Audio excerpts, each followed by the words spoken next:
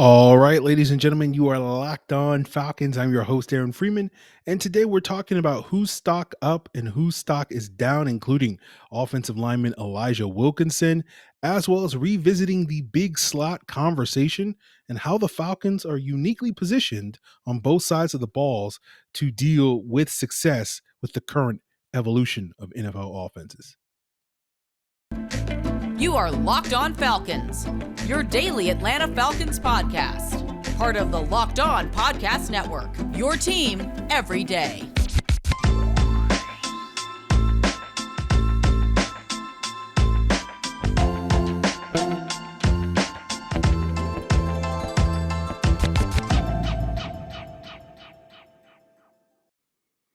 So, guys, you know me. I'm Aaron Freeman, been covering the Falcons for many years, formerly at FalcFans.com, RIP, still going strong on Twitter at FalcFans, and of course, the host of this illustrious Locked On Falcons podcast, your daily Atlanta Falcons podcast, part of the Locked On Sports Atlanta podcast family. And we thank everyone that makes Locked On Falcons their first listen each and every day. Locked On Falcons is, of course, free and available on a variety of podcast platforms Monday through Friday, including Apple, Odyssey, Google, Spotify, and of course on YouTube. Make sure you subscribe to the Locked On Falcons YouTube channel.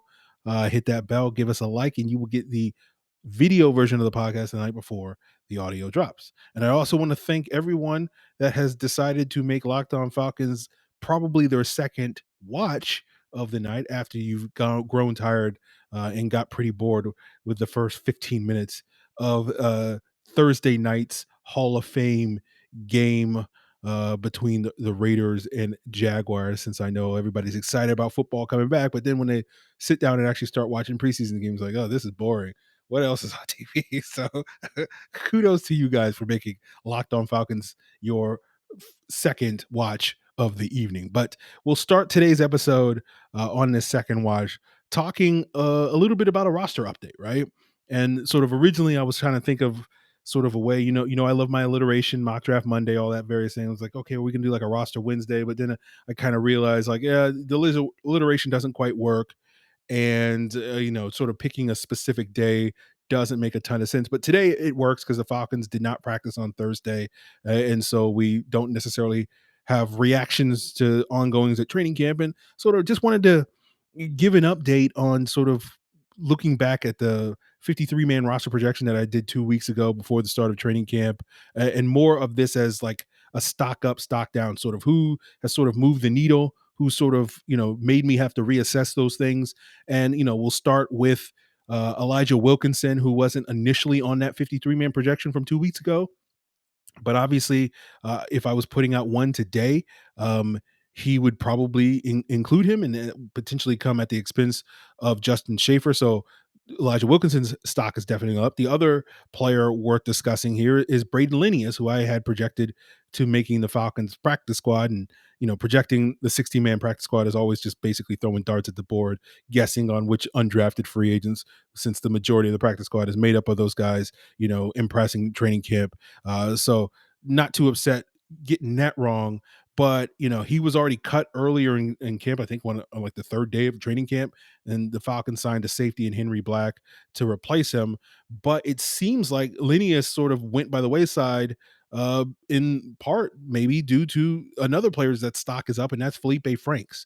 So we'll talk about Franks a little bit later, but let's start off talking back about Wilkinson. And for those of you that don't know why his stock is up, he's basically gotten the first team starting reps over Jalen Mayfield at that left guard position for 6 days straight. Mayfield started day one of training camp, and ever since then, it's been Wilkinson. And Arthur Smith has praised Wilkinson and his performance, and is saying Jalen Mayfield still got to work on some things. So it doesn't sound like, we're going to see that change anytime soon. And essentially, if the season started tomorrow, we would expect Elijah Wilkinson to be the Falcons starting left guard. And so that doesn't necessarily guarantee that he will be on the roster come summer's end. It's not unheard of. It's unusual, certainly. But, a guy can start off the summer with a grip on the starting spot and be cut by the end of summer. You could argue that kind of happened to Joe Hawley back in 2015 here in Atlanta. So we'll see how that goes. But obviously, it seems like Wilkinson, if he can maintain this momentum, can distance himself and sort of give himself a safety net to avoid that sort of fate. So obviously, as we often say, this early in training camp, there's still a lot of camp left. There's still some preseason games left to determining the pecking order of the Falcons roster when we get to September and all that various stuff. But certainly for the offensive line, we're going to be paying a lot more attention to the preseason games just because you have a limited number of padded practices. There's not really as much opportunity for these linemen, in the trench players to really hit each other and play that full contact that they're going to need to play, obviously, when we get to September. So we'll see how that goes, but certainly good for Elijah Wilkinson. That seems to be raising his stock, especially given, at least in my eyes, he wasn't necessarily a guy that I saw making the roster. Now, I wouldn't necessarily contrast Wilkinson's stock being up with, say, Mayfield's stock or Justin Schaefer's stock being down per se. I kind of feel like for all of us serious people, including myself, they're kind of where at least I thought they would be. Um, and basically my stance on both Schaefer and Mayfield, it's like, it shouldn't be a major surprise that a very raw player that Schaefer was at Georgia, is basically working as the third string left guard. It shouldn't be a surprise, that Jalen Mayfield, who was also a very raw player at Michigan, is didn't make this massive leap in year two, as so many people projected him to, given that narrative that the only issue that Jalen Mayfield had was he just didn't have enough reps at left guard. But it's a shame that like no one possibly in the world could have seen any of this coming, right? And if you're listening to the podcast, you just missed me wink. So wink, wink. Like no one possibly could have seen that the Falcons left guard position, was going to be this topsy turvy. So I think right now, if we're assuming Wilkinson is going to be, the starter and make this roster, that whoever winds up being the third string left guard by summer's end is going to be on the roster bubble, and potentially be cut. And at this point in time, given that Schaefer has been sort of that guy so far, and again, this left guard position is so topsy turvy, and the Falcons are so topsy turvy that it wouldn't completely shock me if it was completely flipped by the time we get to August 30th and the final cuts are made, and Justin Schaefer's getting those starting reps, and Elijah Wilkinson's working with third string. But I think whoever that guy is probably going to get cut. And at this point in time, I would probably put Schaefer on my practice squad instead of having him on the roster. And that's not a surprise. Again, who possibly could have predicted this? But maybe somebody back in like early June, when talking about Justin Schaefer, basically said that of the Falcons' 2022 draft picks, he was probably on the least surest footing of the guys that could, if anybody, one of these draft picks was likely to get cut this summer. He was probably the best bet that you can make. If only someone out there, wink, had said that back in the day. So let's talk about Feleipe Franks' stock being up. And Feleipe Franks is interesting because he's polarizing, although polarizing is probably not the appropriate word, because most, polarizing implies that, there's good and bad. There's people that are high or low on him. And it's mostly, I thought a lot of people, at least based off of the Falcon fans I've interacted with over the last year, were generally negative and low on Feleipe Franks. But I wasn't necessarily in that camp, at least as far as his transition to the tight end position. I love to be contrarian when it comes to this stuff, but sort of, I had Braden Linneus on the practice squad in large part because I thought he, fit well as a sort of developmental pass catcher that could be, the guy that we could develop as the long-term backup behind Kyle Pitts. And it goes back to the conversation we've had many times on this podcast about the value of depth. And it's not about having guys, like, no one's going to be as good as Kyle Pitts, or at least realistically, no one's going to be as good as Kyle Pitts. But depth isn't really about having backups as good as your starters. Depth is really about having backups that can do some of the same things that your starters do, so that when your starter gets hurt, and inevitably it happens, you don't have to necessarily completely scrap your offense and your playbook because all of a sudden this key component of your offense, in our case Kyle Pitts, is missing, and you don't have a comparable pass catching sort of tight end. Obviously, you're not expecting Franks or Linneus to be as good as Kyle Pitts. But, the examples I've used to illustrate that point is you look at a player like Tyreek Hill. Mecole Hardman is his sort of backup. Mecole Hardman's not as good as Tyreek Hill, but he does similar things. You can see a Falcons example back in 2016 when Julio Jones missed a couple of games. The Falcons inserted Aldrick Robinson in line. No one thinks Aldrick Robinson is as good as Julio Jones, but he can do a lot of the vertical stuff that Julio Jones, especially that season, was capable of doing. And so you didn't have to completely scrap your offense because your best player, your best weapon is out of the lineup. And so the idea is, Feleipe Franks could potentially be that guy. He seems to be taking well to the tight end position.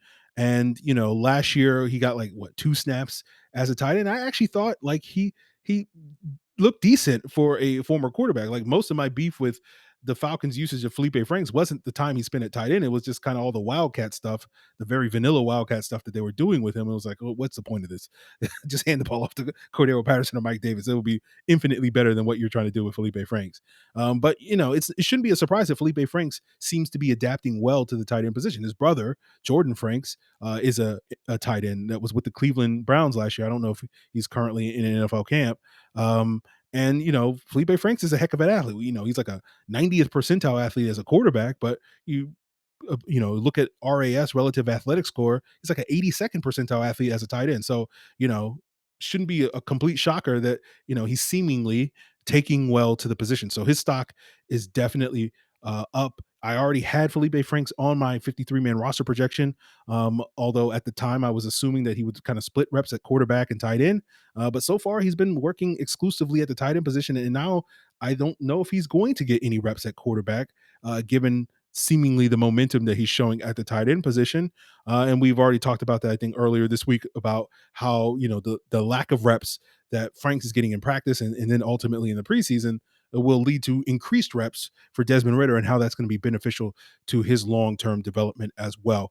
And so I had 4 tight ends initially making the roster in Pitts and Anthony Firkser and Parker Hesse and John Fitzpatrick. And I guess technically now, instead of considering Franks to be a quarterback in my roster counting, maybe I should consider him to be that 5th tight end. And maybe that means the Falcons, guys like Hesse and Fitzpatrick are on watch now. They're putting a little more pressure on that because if they wind up only keeping 4 tight ends, it may not be Feleipe Franks as the guy getting cut. Instead, it's going to be one of those 2. So we'll see how that goes. I still kind of project Franks to be inactive on game days, but that could change if he does carve out a defined role on special teams, right? And that seemed like a long shot before. We kind of mentioned it offhand when we talked about the special teams unit back in July, but now it seems a little bit more plausible, especially if he can show himself to perform well, potentially in that capacity in game. So similar to the offensive line, games are going to matter, particularly for a quote unquote trench or physical position like tight end. And we'll see if Feleipe Franks can sort of hold his own enough as a blocker that the Falcons won't look at him as a massive liability should he get on the field sooner versus later or whatever the case may be. Essentially, we don't want to see any Tim Tebow's out there that's like, why is this guy what is this guy doing out on a football field? Like, like Tim Tebow was when he was being, trying to transition to the tight end position in Jacksonville and then in New England years prior to that, where he clearly had no business being out there. So we'll see how that goes, guys. And we'll continue today's episode talking about an article that Robert Mays of The Athletic wrote about the emergence of the big slot, as I term it, but he termed it as the power slots, and how the Falcons on both sides of the ball, offense and defense, sort of are uniquely positioned to sort of get in on this sort of action as the NFL is evolving towards this style of offense, and sort of how Drake London and other pieces on their offense really fit this paradigm, as well as Isaiah Oliver on the defense side of the ball. We'll continue that as we continue today's Locked On Falcons episode, guys. But before we get there, guys, I want to tell you about Dave. Dave is here to get us out of these stressful situations when money can be a little tight for all of us. We've all been in that situation where you're kind of living paycheck to paycheck and you wish you had a little bit of extra security. And Dave is here to help you out. Dave's not a person. Dave's a banking app that can get you up to $500 instantly with extra cash. There's no interest, there's no credit check needed. Millions have already downloaded the Dave app, and you can too. Just go to the App Store, download the Dave app, that's DAVE, and sign up for an extra cash account, and you'll get up to $500 instantly. For terms and conditions, go to dave.com/legal. Instant transfer fees applies. Banking provided by Evolve, member FDIC. Trust me, your future you will thank you. So Robert Mays of The Athletic wrote an article that dropped on Thursday about big slots. At least that's how I have traditionally called them, but he termed it power slots. And it was timed beautifully. Of course, me and Robert got together and said, okay, I'm going to talk about this on the Thursday episode of the podcast. You dropped this art. No, of course, yeah, that was not the case. But it is timely given that yesterday's episode, we did talk at the beginning of that episode about Drake London and his fitting as that sort of, let's call them power slots from here on. And Drake London was notably mentioned in that article by Robert Mays today. And sort of the gist of the article, for those of you that did not read it, I always recommend going checking out, the good work over at The Athletic. But he was basically talking about how the slot receiver position has evolved from the days where Wes Welker is the prototype, and still to this day there's probably a pervasive view that Wes Welker type of receivers is your traditional slot receiver. But today the sort of prototype slot receiver is Cooper Kupp. And that has changed over the last 15 years. And I know probably still there's a lot of people out there that probably for superficial reasons, wink, sort of still liken Cooper Kupp to a Wes Welker type of receiver. But that's because people forget that Cooper Kupp is a 6'2", 210-pound receiver, and he's kind of built more like a Mohamed Sanu in terms of his build and whatnot. And Mohamed Sanu would certainly qualify as one of these power slots that we've seen become much more prevalent in the league over the last several years. And part of the reasons for why this evolution has occurred in the NFL, at least according to Mays, and I agree with him on this, is in large part due to the increase in the links to the increase in 11 personnel, or those 3 wide receiver sets. And back in 2008, when Welker was in his second year in New England, teams used 11 personnel 34% of the time, and in this past year it was about 61% of the time. So it's nearly doubled in the last 14-ish years. And part of the reason why teams are looking more at the bigger slots or the power slots than the sort of traditional smaller, quicker slots is in part due to the prevalence of the running game, and teams want to have still that value in the running game than rather than just being a pure passing attack. And the Rams and Cooper Kupp kind of personify this because while we all know the Rams to be this sort of high powered passing attack, at its core, they are a sort of balanced run based sort of offense, which is the variation of the Shanahan style offense that you see here in Atlanta that McKay has evolved with the Rams.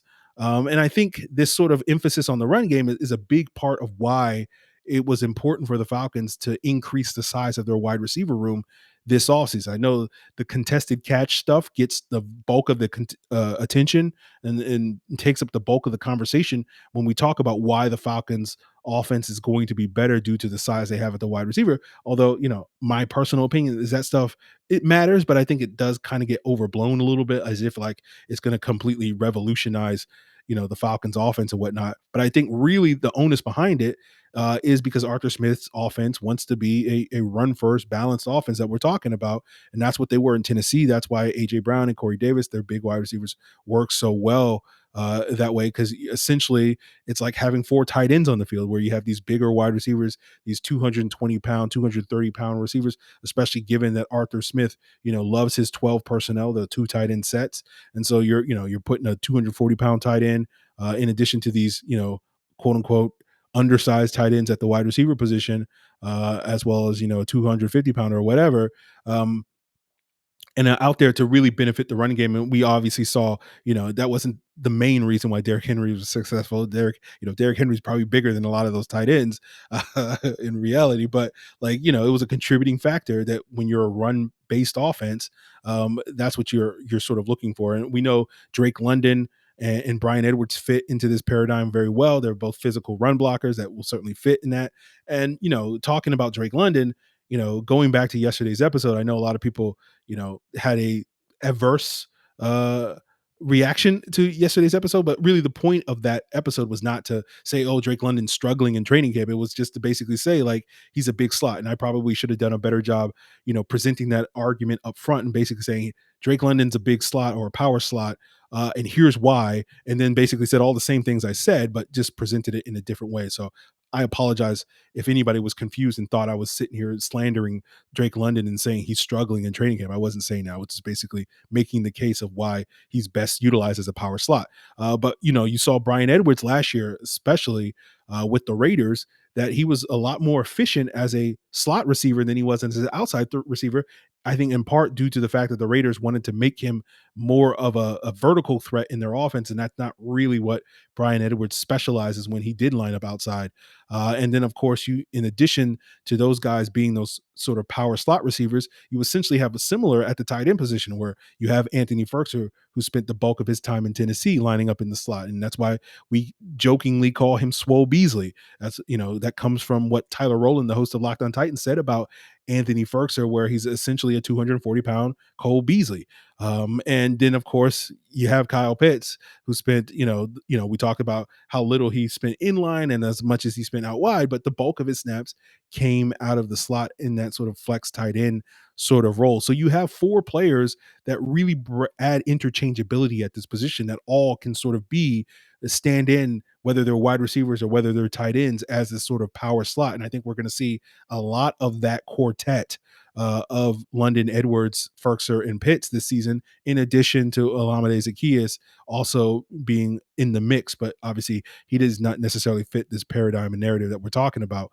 And so I think you'll see a lot of 3-by-1 sets this year, where you have sort of the three wide receivers lined up on one side of the field in a bunch or trips formation, if you want to call it that. And then you have the one receiver sort of ISO'd on the outside opposite. You'll probably see Kyle Pitts being that one guy that's main ISO'd, right? But I think all of these guys can do that to a certain extent. At least the other three guys that we're talking about in this sort of power slot quartet. And the Falcons ran a bunch of those 3-by-1 sets last year. I think a large part due to the fact that they didn't necessarily have a premier wide receiver talent that you could just line up and expect guys to get open, like we had in previous years with Julio Jones and Calvin Ridley, and obviously going back to Roddy White and Tony Gonzalez in those days.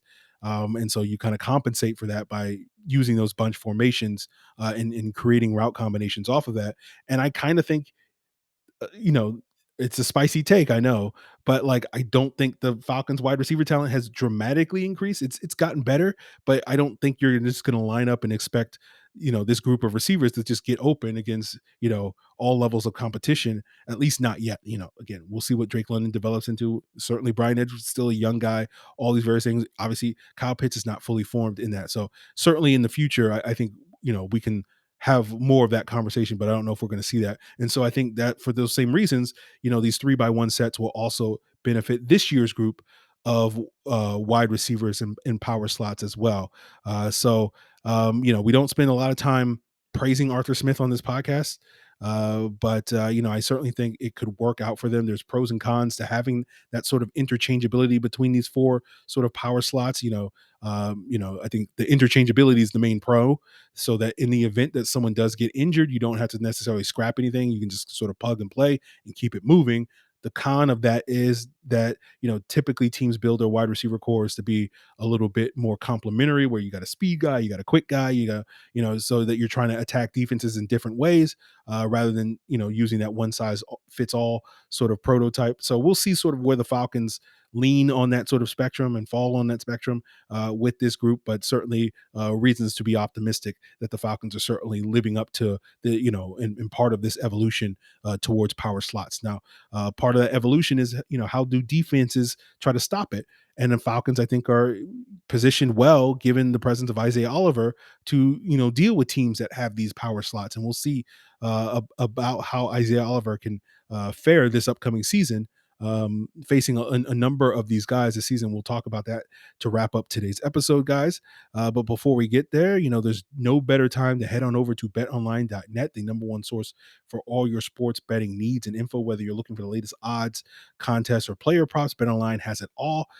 This time of year is great. Tonight, if you're watching this on YouTube, maybe it's probably going to be too late for most of you listening to this or watching this to get in on the Hall of Fame game between the Raiders and Jaguars, where the Raiders are 2.5-point favorites. But you can always, check out Bet Online to get ahead of next week's preseason action, with the Patriots being 2-point favorites over the Giants, the Ravens being 5-point favorites over the Titans. Or you may want to bet on Major League Baseball, UFC, boxing, esports, Vegas casino games, NBA, NHL, as well as NFL futures bets. Find them all at betonline.net to learn more about the trends in action. BetOnline, where the game starts.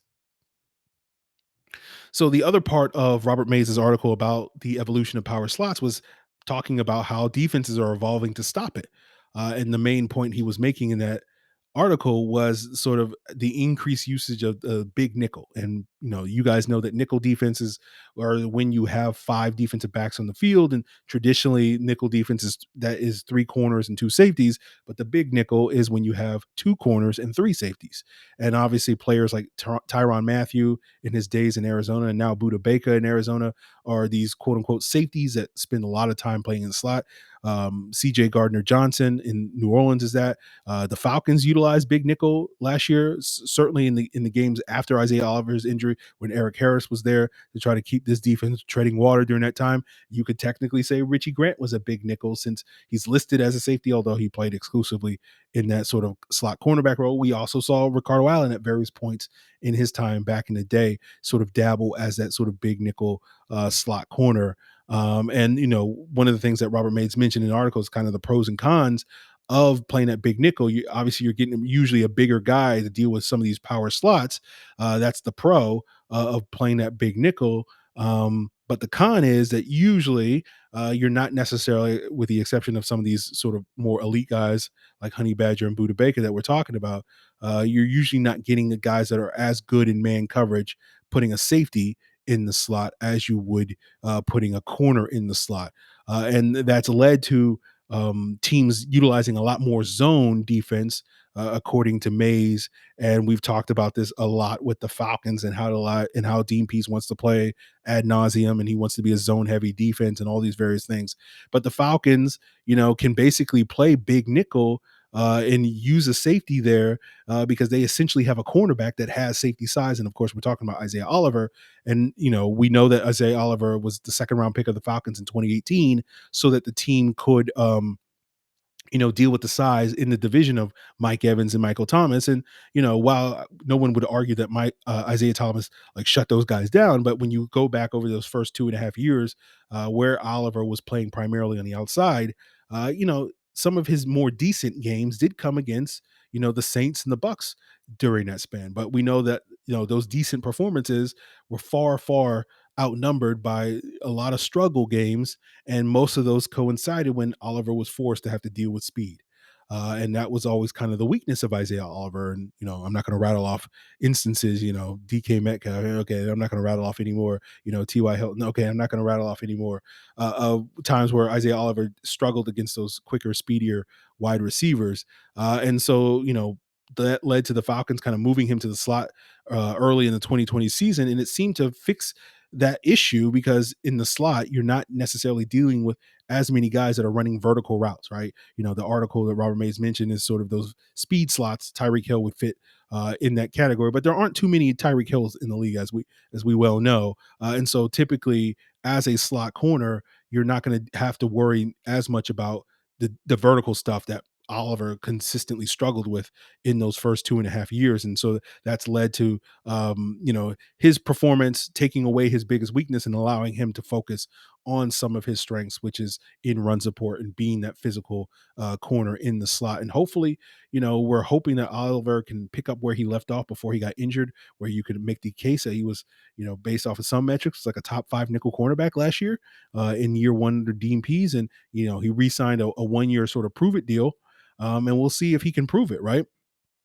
And it goes back to another thing that we talked about on yesterday's episode when I was being so negative about the Falcons, as so many of you guys told me in the comments back, during that portion of the episode where, we were talking about how great the outlook for this defense looks and how positive it is. But, I apologize for being negative when I was talking about that, but how, the next decade, the Falcons are only a couple of pieces away from potentially having one of the better defenses in the NFL. And certainly if Isaiah Oliver can play well, have that bounce back season, prove it, and earn a multi-year contract, and show why the Falcons should give him a lucrative multi-year contract, you could theoretically, fitting in with that, that's also negative thing that I said on yesterday's episode, looking ahead to the next decade, the Falcons theoretically, could have 4 out of their 5, secondary spots kind of locked up long term with Oliver and AJ Terrell and Richie Grant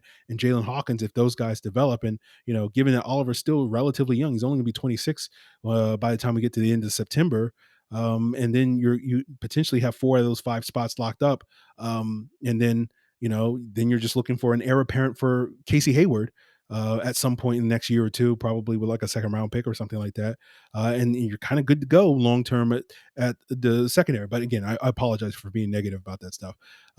Just call me Mr. Drew, call me Mr. Reagan for being a negative Nancy on here. But certainly the Falcons have a lot of potential there with this secondary, and Isaiah Oliver can fit into that. But I'll be curious to see how he performs this year, because one of the things we talked about last month on the cornerback preview is, some of these matchups against some of these premier slot receivers that he's going to see, particularly in the first half of the season. So he's going to have to kind of hit the ground running coming off of that ACL injury. Now, obviously, given that the Falcons are probably going to wind up playing on a ton of zone, potentially, I think between like 70 and 80% of their snaps in zone, you're not going to see as many sort of one-on-ones against some of these guys. But, you got week 1, you got Jarvis Landry. Week 2, you got Cooper Kupp. Week 3, you got Tyler Lockett. Week 4, I think the Browns are leaning towards their rookie out of Purdue, David Bell, to be their slot receiver, and he does fit in that power slot paradigm. Week 5, we'll see if Chris Godwin's back by then, but if not, then you got Russell Gage. Week 6, the 49ers don't have a sort of defined slot receiver, but Deebo Samuel gets more snaps in the slot than anybody else on that team, and obviously is their number 1 wide receiver, so that's going to present some challenges. Week 7, you got Tyler Boyd. Week 8, you got apparently it sounds like this undrafted free agent named CJ Saunders is about to unseat Terrace Marshall Jr. For that slot receiver spot, between him and between DJ Moore and Robbie Anderson. So we'll see about that. And he's more that Wes Welker type. But and then of course in week 9 you got the Chargers and Keenan Allen. And so when you're looking at that lineup, you can make a case, especially if Godwin's healthy and plays in that week 5 matchup. You're facing potentially 7 out of like the top 10-ish, slot receivers in the NFL, all coming in the front half of the schedule. And so even if he's not necessarily lining up and playing those guys man to man every single snap, he's certainly going to have his work cut out for him, because several of these teams kind of their go-to weapon is their slot receiver. So he's going to be challenged a lot there. So certainly if he comes out of that and plays well during that front half of the season, he will definitely be well on his way to earning that multi-year contract. And then of course, leading the Falcons, secondary to being a pretty solid unit for many years to come. But again, I apologize for being negative about that stuff. So guys, that's it. That's what we're done talking about that. We'll be back on Monday or Sunday evening here on YouTube, Monday morning on your preferred audio platform of the podcast, to give you the reaction to all the things going on in Falcons training camp over the weekend. And, we didn't have any guests this week, but the plan is to have plenty of those guys and girls joining us next week to talk more about training camp and tell me why I'm completely wrong on Drake London being destined to be this power slot of the future. But we'll see how that goes, guys. But I really appreciate you tuning in. I hope you have a great weekend. I hope you enjoy your preseason football action. If you had the chance to check it out on Thursday night, I hope you enjoy watching all the speeches over the weekend from the Hall of Fame induction ceremony and all that stuff. So really appreciate it, guys. We'll be back with more content here on Locked On Falcons next week. Always thank you guys for making Locked On Falcons your first listen. Always recommend your second listen being Locked On Sports Atlanta, Locked On Hawks, Locked On Braves, Locked On Bulldogs, and of course, you can also check out Locked On NFL to get the lowdown on what happened in the Hall of Fame game on Thursday night, as well as what's going on for all their 31 teams in training camp this summer. Appreciate it, guys. Till then.